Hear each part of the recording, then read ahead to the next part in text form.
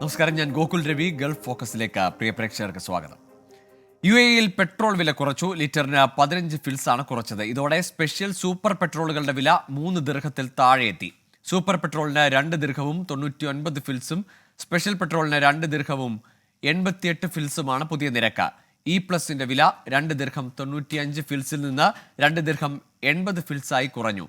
ഡീസലിന് നേരിയ തോതിൽ വില വർദ്ധിപ്പിച്ചു. 2 ദിർഹം 88 ഫിൽസിൽ നിന്ന് 2 ദിർഹം 89 ഫിൽസായാണ് ഡീസൽ വില വർദ്ധിപ്പിച്ചത്.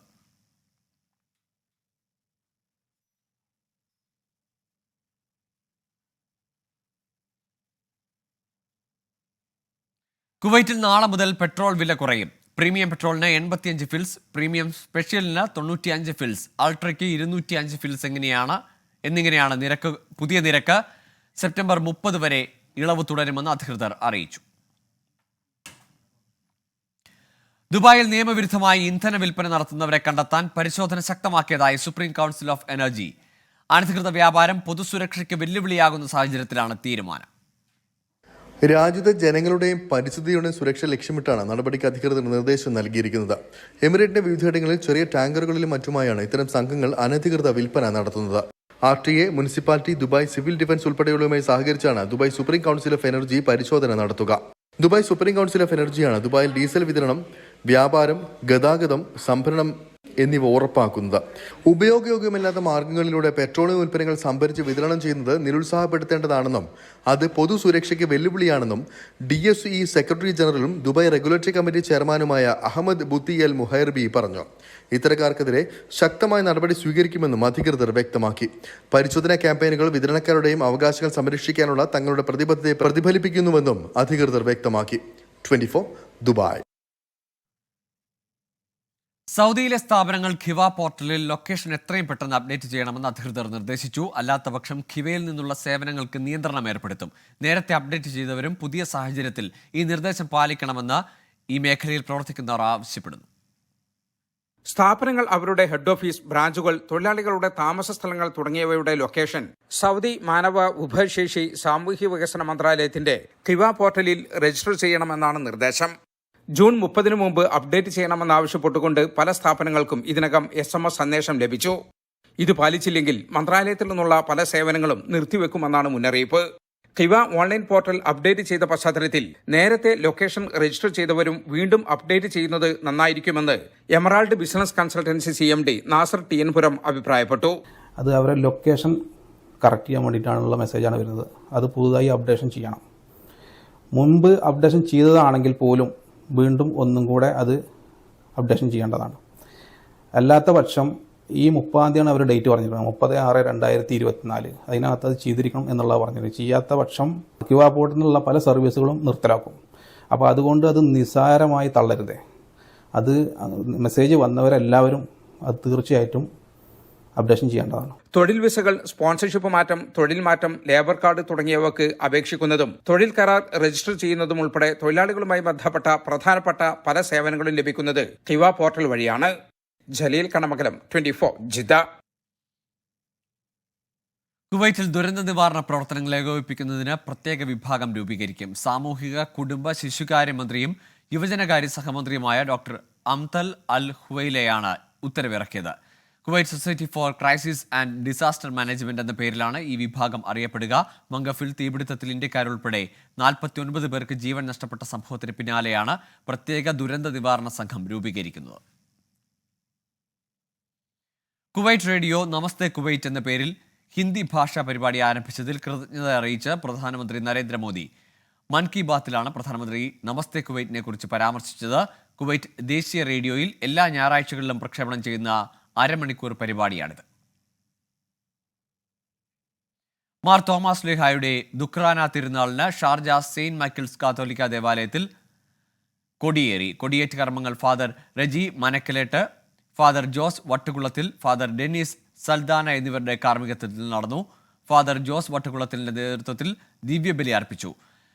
ജൂൺ 28 മുതൽ ജൂലൈ 6 വരെ 9 ദിവസത്തെ നൊവേനയും പ്രധാന തിരുനാൾ ദിനമായ ജൂലൈ 7 ഞായറാഴ്ച രാവിലെ 10:30 ജഗദൽപൂർ ബിഷപ്പ് മാർ ജോസഫ് കൊല്ലംപറമ്പിലിന്റെ മുഖ്യ കാർമ്മികത്വത്തിൽ ആഘോഷമായ ദിവ്യബലിയും ലതീഞ്ഞും സ്നേഹവിരുന്നും തിരുനാളിന്റെ ഭാഗമായി ഒരുക്കിയിരിക്കുന്നതായി ഫാദർ ജോസ് വട്ടുകുളത്തിൽ അറിയിച്ചു. ഇടവകയിലെ സീറോ മലബാർ കമ്മ്യൂണിറ്റിയുടെ നേതൃത്വത്തിലാണ് തിരുനാൾ ആഘോഷങ്ങൾ നടത്തപ്പെടുന്നത്.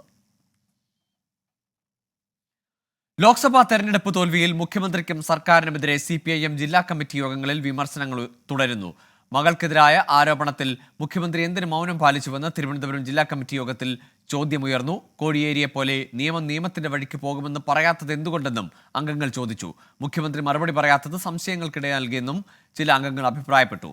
സ്പീക്കർ AN ഷംസീറിനെതിരെയും ജില്ലാ കമ്മിറ്റിയിൽ രൂക്ഷ വിമർശനമുണ്ടായി. സ്പീക്കർക്ക് തലസ്ഥാനത്തെ ചില ബിസിനസ്സുകാരുമായുള്ള ബന്ധം കമ്മ്യൂണിസ്റ്റ് രീതിക്ക് ചേരാത്തതെന്നായിരുന്നു ഉയർന്ന വിമർശനം. SFIO അന്വേഷണത്തിനെതിരെ ഡൽഹി ഹൈക്കോടതിയിൽ CMRL നൽകിയ കേസിൽ കക്ഷി ചേരാൻ ഷോൺ ജോർജ് അപേക്ഷ നൽകി. SFIO അന്വേഷണം അനിവാര്യമെന്ന് ചൂണ്ടിക്കാട്ടിയാണ് ഷോൺ ജോർജിന്റെ ഹർജി. BJP നേതാവായ ഷോൺ ജോർജിന്റെ പരാതിയിലാണ് CMRLന്റെ ഇടപാടുകളിൽ കേന്ദ്ര ഏജൻസിയായ SFIO അന്വേഷണം നടത്തുന്നത്. മുഖ്യമന്ത്രിയുടെ മകൾ വീണ വിജയന്റെ കമ്പനിയായ എക്സാലോജിക്കിന് CMRL അനധികൃതമായി പണം നൽകിയെന്നാണ് പരാതി. CPIM സംസ്ഥാന നേതൃത്വത്തെ ഞെട്ടിച്ചുകൊണ്ട് ജില്ലാ നേതൃയോഗങ്ങളിൽ മുഖ്യമന്ത്രിക്കെതിരെയും സർക്കാരിനെതിരെയും വിമർശനങ്ങൾ തുടരുന്നു. മുഖ്യമന്ത്രിയും മന്ത്രിമാരും ശൈലി തിരുത്തണമെന്നാണ് ഉയരുന്ന പ്രധാന ആവശ്യം. ആലപ്പുഴ, കോട്ടയം ജില്ലാ കമ്മിറ്റികളിൽ നവകേരള സദസ്സിനെതിരെയും രൂക്ഷ വിമർശനമുണ്ടായി. ഭരണവിരുദ്ധ വികാരമില്ലെന്ന് മുഖ്യമന്ത്രി പിണറായി വിജയൻ ഉൾപ്പെടെ ആവർത്തിക്കുമ്പോഴാണ് ജില്ലാ നേതൃയോഗങ്ങളിൽ വിമർശനം തുടരുന്നത്. സംസ്ഥാന കമ്മിറ്റിയിലും സമീപകാലത്തെ പതിവിന് വിരുദ്ധമായി സർക്കാരിനെതിരെയും മുഖ്യമന്ത്രിക്കെതിരെയും വിമർശനങ്ങൾ ഉയർന്നിരുന്നു. ജില്ലാ നേതൃയോഗങ്ങളിലേക്ക് വരുമ്പോൾ വിമർശനങ്ങൾക്ക് കടുപ്പം കൂടുതലാണ്. ഭരണവിരുദ്ധ വികാരവും മുഖ്യമന്ത്രിയുടെയും മന്ത്രിമാരുടെയും ശൈലിയുമാണ് ലോക്സഭാ തെരഞ്ഞെടുപ്പ് പരാജയത്തിന്റെ കാരണങ്ങളിൽ പ്രധാനമെന്ന് ആലപ്പുഴ ജില്ലാ കമ്മിറ്റിയിൽ അംഗങ്ങൾ അഭിപ്രായപ്പെട്ടു. ക്ഷേമ പെൻഷൻ നൽകാതിരുന്നത് ധനവകുപ്പിന്റെ പിടിപ്പുകേടാണെന്നും ആക്ഷേപം. വെള്ളാപ്പള്ളി നടേശനെ വിമർശിച്ചും പിന്തുണച്ചും അംഗങ്ങൾ. ED ഉപയോഗിച്ചുള്ള സമ്മർദ്ദം തനിക്കുമേലുണ്ടെന്ന് വെള്ളാപ്പള്ളി തുറന്നു പറഞ്ഞതായി AM ആരിഫ് വെളിപ്പെടുത്തി. നവകേരള സദസ് വേദിയിൽ മുഖ്യമന്ത്രി തോമസ് ചാഴിക്കാടനെ പരസ്യമായി തിരുത്തിയ നടപടി അനുചിതമെന്ന് കോട്ടയം യോഗത്തിൽ അഭിപ്രായമുയർന്നു.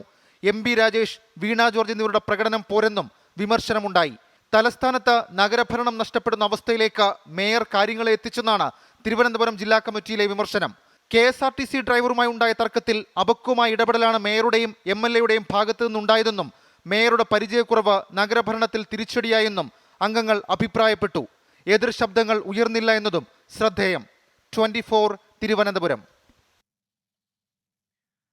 CPIMനെതിരെ നിലപാട് ഘടിപ്പിച്ച CPI. ചെങ്കൊടിത്തണലിൽ അധോലോക സംസ്കാരം വളരാൻ പാടില്ലെന്ന് CPI സംസ്ഥാന സെക്രട്ടറി ബിനോയ് വിശ്വം തുറന്നടിച്ചു. മുന്നണി വിടണമെന്ന് അഭിപ്രായപ്പെടാൻ പാർട്ടി അംഗങ്ങൾക്ക് അവകാശമുണ്ടെന്നും എന്നാൽ നിലവിൽ അങ്ങനെയൊരു സാഹചര്യമില്ലെന്നും ബിനോയ് വിശ്വം പറഞ്ഞു.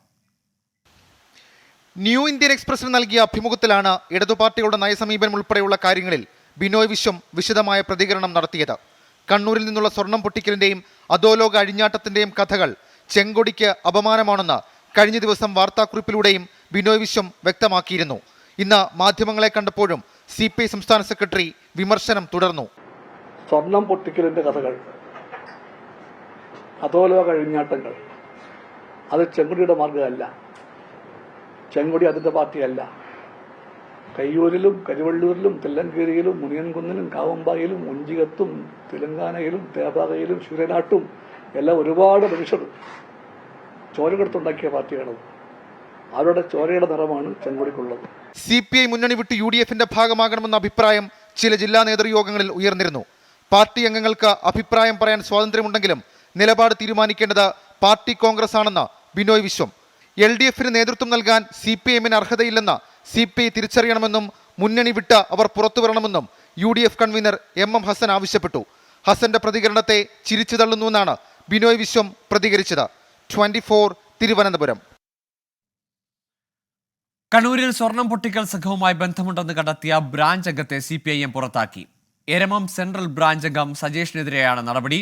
അർജുൻ ആയങ്കി ഉൾപ്പെട്ട സ്വർണം പൊട്ടിക്കൽ സംഘത്തിൽ ഇയാളും ഭാഗമായിരുന്നു. 2 മാസം മുമ്പെടുത്ത നടപടിയുടെ വിശദാംശങ്ങളാണ് പുറത്തു വന്നത്. ഭരണവിരുദ്ധ വികാരമില്ലെന്ന് മുഖ്യമന്ത്രി പിണറായി വിജയൻ ഉൾപ്പെടെ ആവർത്തിക്കുമ്പോഴാണ് ജില്ലാ നേതൃയോഗങ്ങളിൽ ഈ അർജുനെയും ആകാശ അടക്കമുള്ള ടീമിനെ പാർട്ടിയിൽ നിന്ന് സഹായം കിട്ടിയിട്ടുണ്ടോ? ഒരു ഘട്ടത്തിൽ അവരെ സഹായിച്ച ആളുകളുണ്ടോ, നേതാക്കളുണ്ടോ കണ്ണൂരിൽ? തീർച്ചയായിട്ടും അതുകൊണ്ടായിരിക്കില്ല അവരങ്ങനെ ആയിട്ടുണ്ടാവുക. അല്ലാണ്ട് ഇപ്പം നമ്മൾ ഉള്ള കാര്യം എന്തെങ്കിലും ഇല്ലയെന്ന് പറയുന്നു, അതെന്തായാലും ഉണ്ടാവും. സ്വർണ്ണക്കടത്ത് കൊട്ടേഷൻ സംഘങ്ങൾക്ക് പാർട്ടിയിലെ ചിലരുടെ പിന്തുണ ലഭിക്കുന്നുവെന്ന മനു തോമസിന്റെ വെളിപ്പെടുത്തലിനെ സാധൂകരിക്കുന്ന സംഘടനാ നടപടി. സ്വർണം പൊട്ടിക്കൽ സംഘത്തിനൊപ്പം പയ്യന്നൂർ കാനായിൽ വീട് വളഞ്ഞ സംഘത്തിൽ സജേഷും ഉൾപ്പെട്ടിരുന്നു. പാർട്ടി അംഗമായിരുന്ന സജേഷ് ഡിവൈഎഫ്ഐ മേഖലാ കമ്മിറ്റി അംഗമായി പ്രവർത്തിച്ചിരുന്നു. സ്വർണ്ണക്കടത്ത് കേസ് പ്രതി അർജുൻ ആയങ്കിയുടെ സംഘത്തിനൊപ്പമാണ് സജേഷ് സ്വർണം പൊട്ടിക്കലിനായി എത്തിയത്. പയ്യന്നൂരിൽ വീട് വളഞ്ഞ സംഘം ഭീകരാന്തരീക്ഷം സൃഷ്ടിച്ചു. നാട്ടുകാർ പ്രശ്നത്തിൽ ഇടപെടുകയും പിന്നാലെ പരാതി പാർട്ടിക്ക് മുന്നിലെത്തുകയും ചെയ്തു. പ്രാദേശിക പാർട്ടി അംഗങ്ങൾ തെളിവ് സഹിതം നടപടി ആവശ്യം കടുപ്പിച്ചതോടെ പുറത്താക്കൽ. സിപിഐഎമ്മിലെ പ്രധാന നേതാവിന്റെ ഡ്രൈവറായും സജേഷ് മുൻപ് പ്രവർത്തിച്ചിരുന്നു. സിപിഐഎം നേതാക്കളായ പി ജയരാജൻ, എം ഷാജർ എന്നിവർ അടക്കമുള്ളവർക്കെതിരെ സ്വർണ്ണക്കടത്ത് കൊട്ടേഷൻ ബന്ധ ആരോപണം ഉന്നയിച്ചാണ് മനു തോമസ് പാർട്ടി വിട്ടത്. തെറ്റുകാരെ സംരക്ഷിക്കില്ലെന്നും കുറ്റക്കാരനെന്ന് ബോധ്യപ്പെട്ടതിന് പിന്നാലെ നടപടി സ്വീകരിച്ചെന്നും സിപിഐഎമ്മിന്റെ ഔദ്യോഗിക വിശദീകരണം. എന്നാൽ മനു തോമസിന്റെ വെളിപ്പെടുത്തലടക്കമുള്ള വിവാദങ്ങൾ സിപിഐഎമ്മിന് സൃഷ്ടിച്ചത് കടുത്ത രാഷ്ട്രീയ പ്രതിസന്ധി. ക്രിമിനലുകൾക്ക് പാർട്ടി തണൽ ലഭിക്കുന്നില്ലെന്ന് വാദിക്കുമ്പോഴും തുടർ വിവാദങ്ങൾ സിപിഐഎമ്മിനെ പ്രതിരോധത്തിലാക്കുകയാണ്.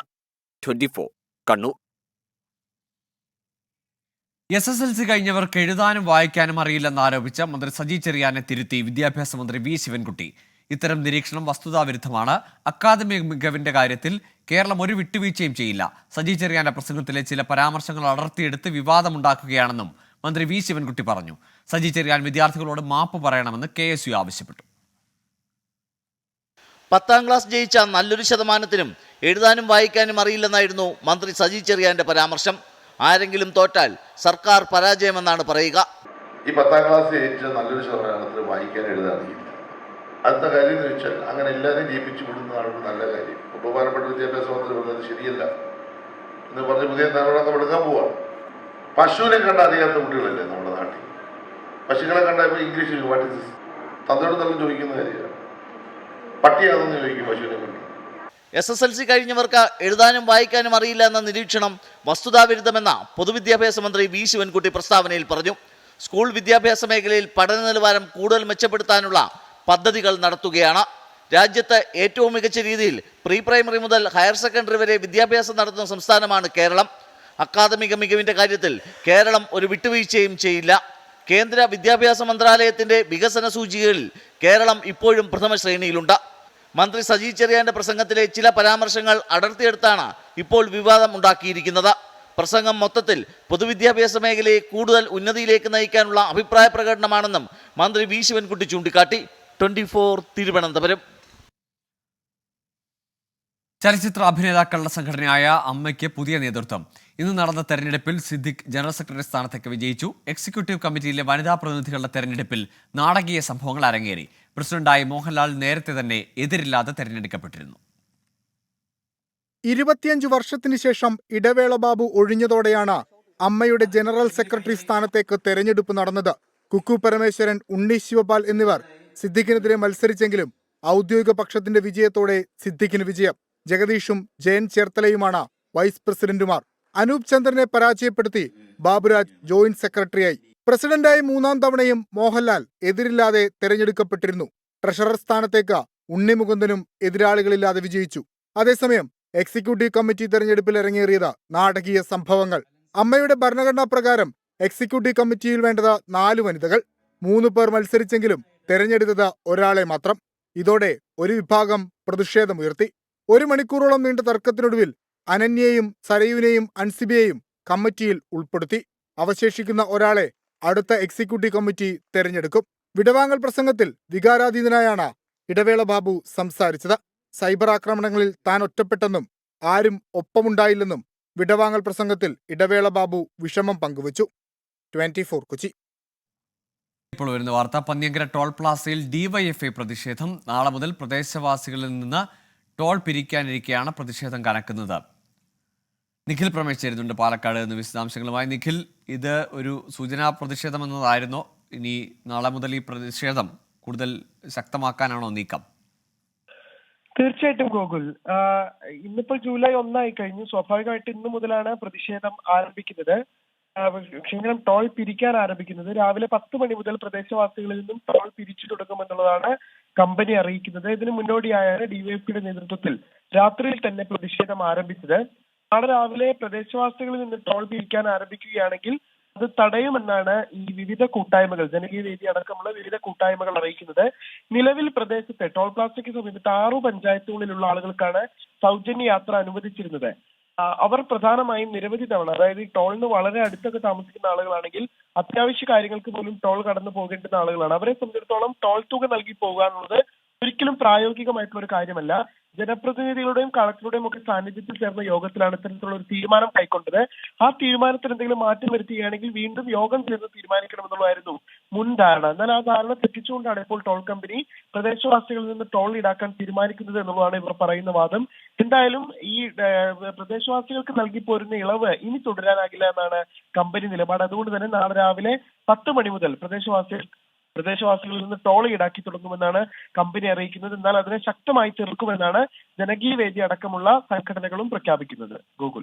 ശരി, പന്നിയങ്കര ടോൾ പ്ലാസയിൽ നാളെ മുതൽ പ്രദേശവാസികൾക്ക് യാതൊരു ഇളവും ഇല്ല എന്നതാണ് ടോൾ പിരിക്കുന്ന ഏജൻസിയുടെ നിലപാട്. ഏതായാലും വലിയ പ്രതിഷേധത്തിന് വേദിയായേക്കാം പന്നിയങ്കര. അത്തരത്തിലാണ് ഇപ്പോൾ ജനകീയ സമരസമിതിയും DYFI ഉൾപ്പെടെ ആ സമരത്തിലേക്ക് വരും എന്നതാണ് പ്രഖ്യാപനം. നിഖിൽ പരമേഷാണ് വിവരങ്ങൾ നൽകിയത്. രാജ്യത്ത് നാളെ പുതിയ ശിക്ഷാ തെളിവ് നിയമങ്ങൾ പ്രാബല്യത്തിലാകും. സ്ത്രീകൾക്കും കുട്ടികൾക്കുമെതിരെയുള്ള കുറ്റങ്ങൾക്ക് കർശന ശിക്ഷയാണ് വ്യവസ്ഥ ചെയ്യുന്നത്. എന്നാൽ രാജ്യദ്രോഹത്തിനുൾപ്പെടെ നൽകിയ വ്യാഖ്യാനങ്ങൾ ദുരുപയോഗം ചെയ്യപ്പെടുമോ എന്ന ആശങ്ക മനുഷ്യാവകാശ പ്രവർത്തകർ പങ്കുവയ്ക്കുന്നുണ്ട്.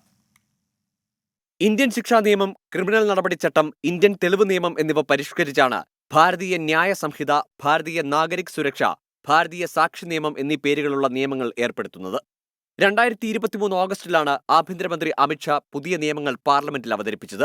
സ്ത്രീകൾക്കും കുട്ടികൾക്കുമെതിരെയുള്ള അതിക്രമങ്ങൾ തടയാനുള്ള വകുപ്പുകൾ ചേർത്ത പുതിയ അധ്യായം ഭാരതീയ ന്യായ സംഹിതയിലുണ്ട്. പ്രായപൂർത്തിയാകാത്ത പെൺകുട്ടിയെ ബലാത്സംഗം ചെയ്താൽ വധശിക്ഷയോ ജീവപര്യന്തമോ ആണ് ശിക്ഷ. വിവാഹം, തൊഴിൽ വാഗ്ദാനം, സ്ഥാനക്കയറ്റം എന്നിവയുടെ പേരിൽ സ്ത്രീകളെ ലൈംഗികമായി ചൂഷണം ചെയ്യുന്നതും കുറ്റകരമാണ്. ആൾക്കൂട്ട കൊലപാതകം, വിദ്വേഷ കുറ്റകൃത്യങ്ങൾ എന്നിവ കൊലക്കേസിലെ പ്രത്യേക വിഭാഗങ്ങളായി മാറ്റി. എല്ലാ കേസുകളിലെയും അന്വേഷണം 6 മാസത്തിനകം പൂർത്തിയാക്കണമെന്നും നിയമം അനുശാസിക്കുന്നു. എന്നാൽ പുതിയ നിയമങ്ങളിൽ മനുഷ്യാവകാശ പ്രവർത്തകർ ആശങ്ക ഉന്നയിക്കുന്നുണ്ട്. സുപ്രീംകോടതി റദ്ദാക്കിയ 124A രാജ്യദ്രോഹ കുറ്റം കൂടുതൽ ശക്തമായ ചട്ടങ്ങൾ ഉൾപ്പെടുത്തി ഭാരതീയ ന്യായ സംഹിതയിൽ 152 വകുപ്പായി ഉൾപ്പെടുത്തിയിട്ടുണ്ട്. സർക്കാർ ഇത് ദുരുപയോഗിക്കുമെന്നാണ് ആശങ്ക. ഡിജിറ്റൽ തെളിവായി ഫോണും ലാപ്ടോപ്പും പിടിച്ചെടുക്കാൻ അന്വേഷണ ഏജൻസിക്കുള്ള അധികാരം മാധ്യമപ്രവർത്തകരുടെ അടക്കം സ്വകാര്യതാ ലംഘനത്തിന് വഴിവെക്കും. ക്രിമിനൽ നിയമങ്ങൾക്ക് മുൻകാല പ്രാബല്യം ഇല്ലാതാകുന്നത് വിചാരണ കോടതികളിലും മറ്റും ആശയക്കുഴപ്പത്തിനും വഴിവെക്കുമെന്നതും മറ്റൊരു പ്രശ്നമാണ്. News desk 24. മുംബൈ ലോണാവാലയിലെ ബുഷി ഡാമിൽ വീണ് ഒരു കുടുംബത്തിലെ 3 പേർ മരിച്ചു. അമ്മയും 2 കുട്ടികളുമാണ് മരിച്ചത്. വിനോദസഞ്ചാരത്തിനെത്തിയ 5-അംഗ കുടുംബമാണ് അപകടത്തിൽപ്പെട്ടത്. 2 പേർക്കായി തെരച്ചിൽ തുടരുകയാണ്. ഡാം മുറിച്ചു കടക്കുന്നതിനിടെ പെട്ടെന്ന് ജലനിരപ്പ് ഉയരുകയായിരുന്നു.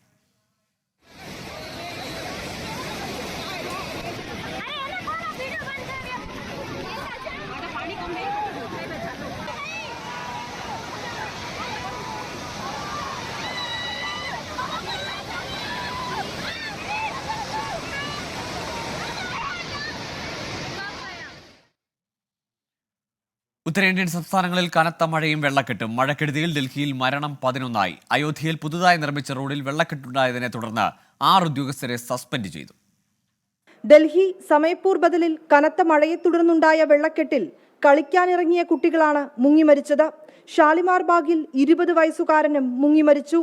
ഒക്ല ഇൻഡസ്ട്രിയൽ ഏരിയയിലെ അണ്ടർപാസിൽ സ്കൂട്ടർ യാത്രികൻ വെള്ളക്കെട്ടിൽ മുങ്ങിമരിച്ചത് കഴിഞ്ഞ ദിവസമാണ്. ഇതോടെ മഴക്കെടുതിയിൽ ഡൽഹിയിൽ മരിച്ചവരുടെ എണ്ണം 11ആയി. അയോധ്യയിൽ പുതുതായി നിർമ്മിച്ച റോഡിൽ വെള്ളക്കെട്ട് രൂപപ്പെട്ടു. റോഡിന്റെ പലയിടങ്ങളും തകർന്നു. സംഭവത്തിൽ 6 ഉദ്യോഗസ്ഥരെ ഉത്തർപ്രദേശ് സർക്കാർ സസ്പെൻഡ് ചെയ്തു.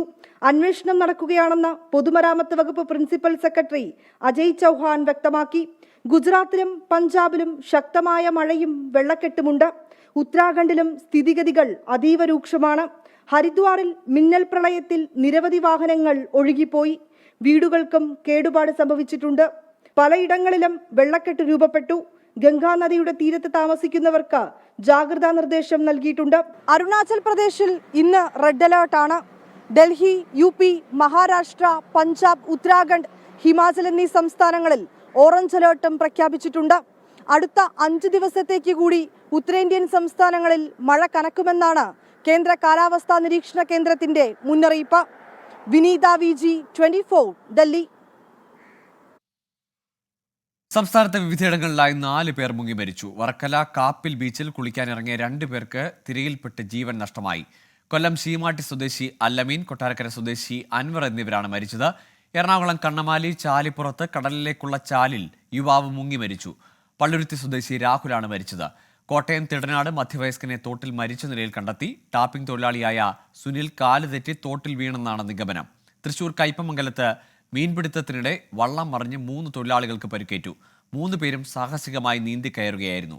കൊടുങ്ങല്ലൂർ അഴീക്കോട് നിന്ന് ട്രോളിംഗ് നിരോധനം ലംഘിച്ച് മത്സ്യബന്ധനത്തിന് പോയ ബോട്ട് കടലിൽ കുടുങ്ങി. അഴീക്കോട് ഫിഷറീസ് സ്റ്റേഷനിൽ നിന്ന് ഉദ്യോഗസ്ഥരെത്തിയാണ് തൊഴിലാളികളെ രക്ഷപ്പെടുത്തിയത്. ഗൾഫ് ഫോക്കസിലേക്ക് വീണ്ടും.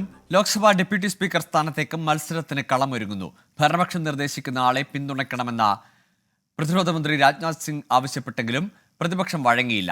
കോൺഗ്രസ് അധ്യക്ഷൻ മല്ലികാർജ്ജുൻ ഖർഗെ, സമാജ്വാദി പാർട്ടി നേതാവ് അഖിലേഷ് യാദവ്, തൃണമൂൽ കോൺഗ്രസ് നേതാവ് മമതാ ബാനർജി എന്നിവരുമായി രാജ്നാഥ് സിംഗ് സംസാരിച്ചു. NDA സ്ഥാനാർത്ഥിയെ പ്രഖ്യാപിക്കാൻ മല്ലികാർജ്ജുൻ ഖർഗെ ആവശ്യപ്പെട്ടു. ഡെപ്യൂട്ടി സ്പീക്കർ സ്ഥാനത്തേക്ക് BJP ഇതര പാർട്ടിയിൽ നിന്ന് സ്ഥാനാർത്ഥി വേണമെന്ന് മമതാ ബാനർജിയും നിലപാട് അറിയിച്ചു. ഇന്ത്യ സഖ്യം സമാജ്വാദി പാർട്ടിയിൽ നിന്ന് സ്ഥാനാർത്ഥിയെ നിർത്തുമെന്നാണ് സൂചന. മല്ലികാർജ്ജുൻ ഖർഗെ സഖ്യകക്ഷികളുമായി ചർച്ച നടത്തും. ലോക്സഭാ തെരഞ്ഞെടുപ്പിലെ വൻ മുന്നേറ്റത്തിന്റെ പശ്ചാത്തലത്തിൽ CPIM കോട്ടകൾ കേന്ദ്രീകരിക്കാൻ BJP. പാർട്ടി ഗ്രാമങ്ങളിൽ മുതിർന്ന നേതാക്കൾ നേരിട്ടിറങ്ങി പ്രവർത്തനങ്ങൾ ഊർജിതമാക്കാൻ സംസ്ഥാന ഭാരവാഹി യോഗത്തിൽ തീരുമാനം. PK കൃഷ്ണദാസിനാണ് കണ്ണൂരിന്റെയും കാസർഗോഡിന്റെയും ചുമതല. BDJS മത്സരിച്ച 4 സീറ്റുകളിൽ വോട്ട് ശതമാനം വർദ്ധിപ്പിക്കാനായില്ലെന്നും വിമർശനമുയർന്നു. 60 നിയമസഭാ മണ്ഡലങ്ങളിൽ BJP നിർണായക ശക്തിയെന്ന് സംസ്ഥാന നേതൃയോഗം വിലയിരുത്തുന്നു. ഈ മണ്ഡലങ്ങളിൽ 30,000-ന് മുകളിൽ വോട്ട് BJPക്കുണ്ട്. അടിസ്ഥാന ഹിന്ദു വിഭാഗത്തിന്റെ വോട്ട് BJPക്ക് ലഭിച്ചു. ഈഴവ പിന്നോക്ക വിഭാഗങ്ങളുടെ പിന്തുണ ഏറി. ആദിവാസി മേഖലകളിൽ മുന്നേറ്റമുണ്ടാക്കി. പ്രധാന ക്ഷേത്രങ്ങൾ സ്ഥിതി ചെയ്യുന്ന മേഖലകളിലും പുന്നപ്ര, വയലാർ, പാറപ്പുറം തുടങ്ങി ചരിത്രപ്രസിദ്ധമായ ഇടങ്ങളിലും BJP മുന്നേറ്റം പ്രകടം. CPIM ശക്തി കേന്ദ്രങ്ങളിൽ വൻ നേട്ടമുണ്ടാക്കാൻ BJPക്കായി. 15% നിന്ന് 20%-ലേക്ക് വോട്ട് ഷെയർ എത്തുമ്പോൾ ലഭിച്ചതിലേറെയും CPIM വോട്ടുകൾ. ഉദുമ മുതൽ തലശ്ശേരി വരെയുള്ള പ്രദേശങ്ങളിൽ വോട്ട് വർദ്ധിപ്പിച്ചു. ഈ പശ്ചാത്തലത്തിൽ കണ്ണൂരിൽ നിരന്തര ക്യാമ്പയിൻ നടത്താനാണ് തീരുമാനം. പാർട്ടി ഗ്രാമങ്ങളിൽ മുതിർന്ന നേതാക്കൾ നേരിട്ടിറങ്ങി പ്രവർത്തനങ്ങൾ ഊർജിതമാക്കും. തലശ്ശേരി കേന്ദ്രീകരിച്ച് കണ്ണൂർ, കാസർഗോഡ് ജില്ലകളിലെ ചുമതല PK കൃഷ്ണദാസിന് നൽകി. മറ്റു മണ്ഡലങ്ങളിൽ ക്രിസ്ത്യൻ വോട്ടുകൾ നേടാനായപ്പോൾ തിരുവനന്തപുരത്ത് ക്രിസ്ത്യൻ വിഭാഗത്തിന്റെ പിന്തുണ നേടാനായില്ലെന്ന വിമർശനം ജില്ലാ പ്രസിഡന്റ് VV രാജേഷിനെതിരെ ഉയർന്നു. നഗരത്തിൽ BJP വോട്ടുകൾ യഥാവിധി പോൾ ചെയ്യിക്കാനായില്ല. തിരുവനന്തപുരം, എറണാകുളം, കോഴിക്കോട് നഗരമേഖലകളിൽ പിന്നോക്കം പോയത് പരിശോധിക്കും. BDJS മത്സരിച്ച 4 സീറ്റുകളിൽ കൂടി വോട്ട് ശതമാനം വർദ്ധിപ്പിച്ചിരുന്നെങ്കിൽ വോട്ട് ഷെയർ 22%-ന് മുകളിലായേനെയെന്നും നേതൃയോഗം വിലയിരുത്തി. ഉപതെരഞ്ഞെടുപ്പുകളിലെ സ്ഥാനാർത്ഥികളുടെ കാര്യത്തിൽ BJP പ്രാഥമിക ആലോചന ആരംഭിച്ചു. വയനാട്ടിൽ ശോഭാ സുരേന്ദ്രൻ, AP അബ്ദുള്ളക്കുട്ടി, സന്ദീപ് വാര്യർ എന്നീ പേരുകളാണ് പരിഗണനയിൽ. പാലക്കാട് നിയമസഭാ മണ്ഡലത്തിൽ C Krishnakumar, Shobha Surendran, advocate E Krishnadas എന്നീ പേരുകളും ചേലക്കരയിൽ TN സരസുവിന്റെ പേരിനുമാണ് മുൻതൂക്കം. അലക്സ് റാം മുഹമ്മദ്, 24, തിരുവനന്തപുരം. ഗൾഫ് ഫോക്കസ് പൂർണ്ണമാകുന്നു. Good night.